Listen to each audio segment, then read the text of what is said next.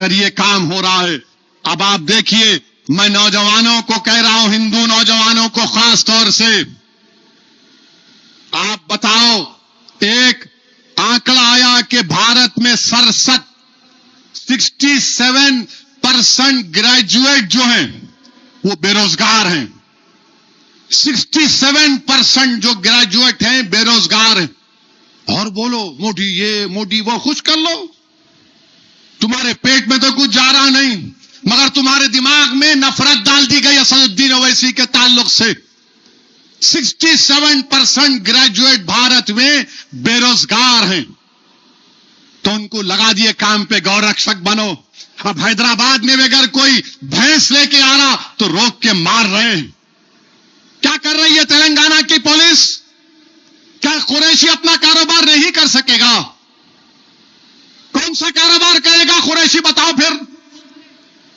नहीं, आप वो करना चाह रहे हैं। मेरे अजीज दोस्तों और बुजुर्गों, फिर दिल्ली में उत्तम नगर है, मैंने पिछले हफ्ते जिक्र किया था। अब उत्तम नगर में आरएसएस से वाबस्ता तंजीमें बोल रही हैं कि ईद के दिन ईद मनाने नहीं देंगे, फुला कर देंगे, ये कर देंगे। कई मुसलमान अपना घर छोड़कर चले गए उत्तम नगर से। कोर्ट को जाना पड़ा, दिल्ली हाई कोर्ट को जाकर कहना पड़ा ईद तो मनाने दो सुकून से, हम रोजेदार हैं, ईद तो मनाने दो हमको। ये नौबत आ गई भारत में। जो मोदी विश्व गुरु की बात करते हैं, 19 करोड़ 20 करोड़ मुसलमानों को ईद नहीं मना सकते हम खुशी से।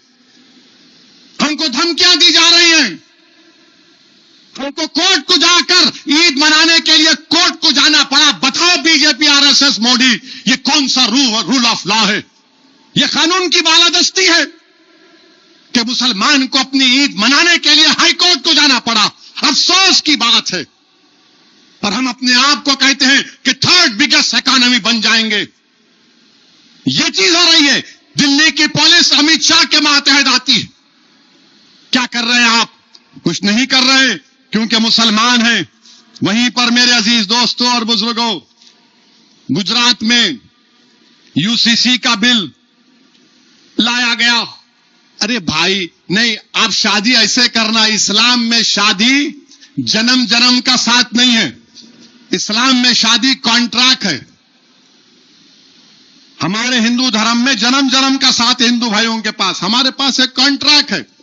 और निकाह नामे में अगर बीवी लिख दी कि मेरा शौहर दौलतमंद है, उसके पास डिफेंडर है,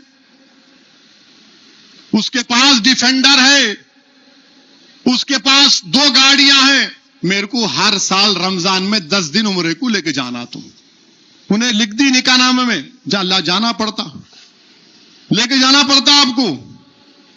अगर बीवी बोल दी कि देखो तुम्हारे पास डिफेंडर है, बड़ा घर है, हाथ में रोलेक्स की घड़ी है, अच्छे जूते कपड़े तुम पहनते, हफ्ते में 3 दिन तुम होटल में खाना खाते, और 2 जगह पे जाके पान के डब्बे पे 200 रुपए का पान भी खाते, मेरे को तुम साल में 10 दिन उम्रे को लेके जाना पड़ता।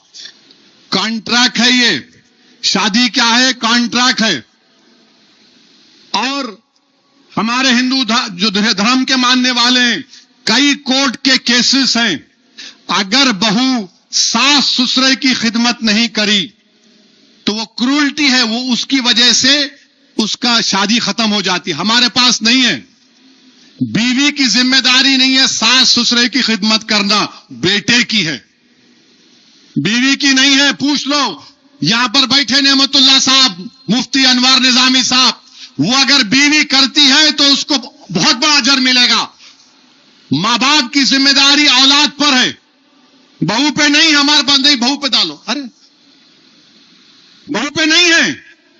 मुझे मालूम कि मेरी बात सुनने के बाद बहुत से लोग नाराज होंगे। अरे सब अच्छा बोले, ये कई को बोले। मैं कई लोगों से सुना, साहब क्या तकरीर थी, मर ये खामखा बोल के परेशान कर दिए। बोला क्यों? ने घर में गए तो हमारी बीवी हमारे को बोले, सुने एमपी साहब क्या बोले, सुने एमपी साहब क्या बोले। मैं औरतों के लिए नहीं, ना मर्दों के लिए सच्चाई को बयान कर रहा हूं। मां बाप की खिदमत औलाद की जिम्मेदारी है, और जिम्मेदारी बेटी है तो उसके मां बाप पे शादी हो गई, नहीं मैं भूल जा, नहीं मैं क्या करूं, मेरी शादी हो गई, आपकी जिम्मेदारी है, आपको देखना है। अच्छा, फिर गुजरात में, ये गुजरात का देख लो आप, गुजरात में 1000 अगर बच्चे पैदा हुए तो 890 बच्चियां पैदा होती। इनको ये मोहब्बत है बच्चियों से। और वहां पर क्या होता है, क्यों 890 है बच्चियां पैदा क्यों होती है? क्योंकि ये लोग मालूम कर लेते, कुछ बोलते उसको सोनोग्राम, क्या बोलते, जो भी, हाँ जो भी है, मालूम कर लिए कि पेट में बेटी है, हमल साकित कर लेते, जाके हमल को गिरा लेते।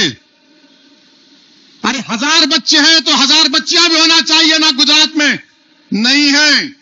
और गारंटी से बोल रहा हूं कि सबसे ज्यादा बच्चियां पूरे धर्मों में अगर आप देख लें गुजरात में तो मुसलमानों में होंगी, सबसे ज्यादा होंगी। यहां 890 है, इस पर कुछ नहीं है।